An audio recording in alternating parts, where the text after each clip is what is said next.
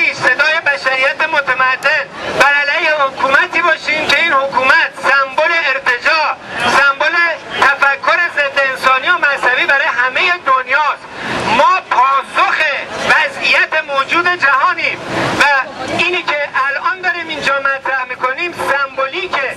چیزی که تو ایران داره اتفاق میفته چرخش دوران قرن 21 تو دنیاست. چیز کوچیکی نیست، تحول کوچیکی توی کشور نیست، تحول جهانیه، شروع فصل جدیدی از انسانیت، فصل جدیدی از انسانیت که میگه مذهب باید از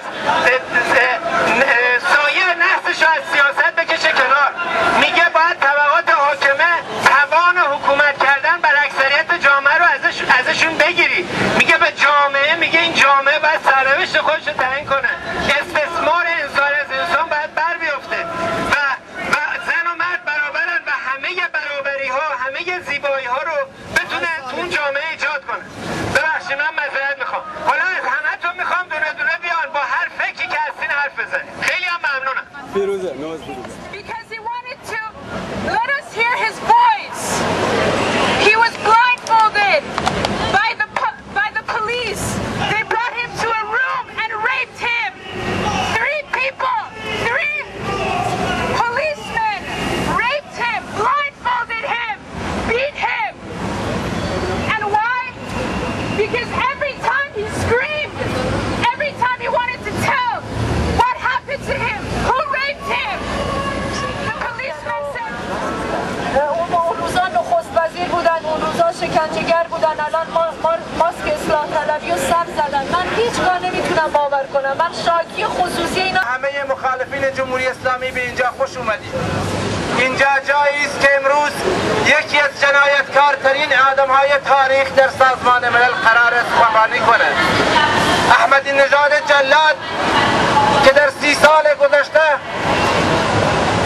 جمهوری اسلامی بیش از 100,000 نفر از شریفترین انسانهای اون جامعه رو اعدام کرده و احمدی نژاد امروز سمبل این توحش، این جنایت، این کشتار و این تجاوزی است که ما در 3 ماه گذشته بر صفحه تلویزیون ها و از زبان خود مقامات جمهوری اسلامی و کسانی که در 30 سال گذشته در جنایت و کشتار و اعدام دست داشتن شاهدش بوده ایم. جمهوری اسلامی تنها بعد از انتخابات و به بهانه انتخابات کشتار نکرده، تجاوز نکرده، اعدام نکرده، سنگسار نکرده، زندانی سیاسی نگرفته. جمهوری اسلامی با تجاوز متولد شده. جمهوری اسلامی با حمله به کردستان و به خاک و خون کشیدن هزاران نفر از شریفترین انسانهای اون جامعه که در اوایل انقلاب به پا خواسته بودند و جمهوری اسلامی را نمیخواستند به قدرت رسید. جمهوری اسلامی به خاک و خون کشیدن مردم شریف ترکمن صحرا به قدرت رسید و جمهوری اسلامی در 30 سال گذشته غیر از تجاوز و شکنجه و زندان و اعدام کاری نکرده. امروز بعد از 30 سال از حکومت ننگین جمهوری اسلامی مؤلفه مهمی عوض شده و اون هم مردم در سراسر ایران در سطح میلیونی به خیابون اومدن. امروز روز قدرت نمایی جمهوری اسلامی به روز زلزله برای جمهوری اسلامی تبدیل شده. امروز هیچ روزی نیست که جمهوری اسلامی از به میدون اومدن مردم ایران نترسه.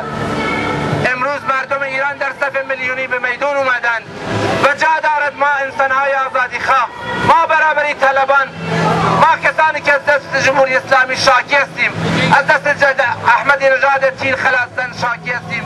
اینجا صدای من را هرچه بساتر کنیم، نه تنها صدای خودمان بلکه صدای میلیون ها مردم ایران، صدای 70 میلیون مردم ایران که در زندانی به نام جمهوری اسلامی گرفتار آمدند اما با این وجود مقاومت میکنند، مبارزه میکنند و صدای اعتراضشان مردم دنیا را به وجد آورده.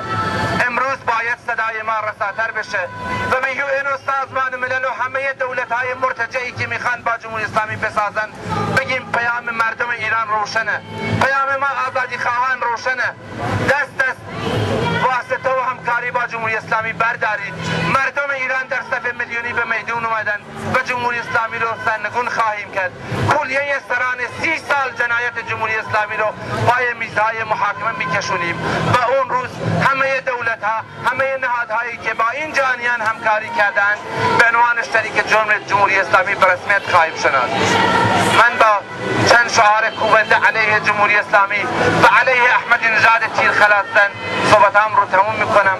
از همه شما متشکرم، از همه انسانهایی که این روز از کشورهای مختلف به اینجا اومدن متشکرم. روز مهمیه، باید صدای اعتراض مردم ایران را به گوش سازمان ملل و به گوش همه دنیا برسونیم. من تو خیابون دو تا خانم رو دیدم، یکیشون گفت از انگلیس اومده، از آلمان اومده. مهم بوده براشون که بیان اینجا صدای اعتراض خودشون رو به جمهوری اسلامی و به سرکرده این جانیان در اینجا برسونن.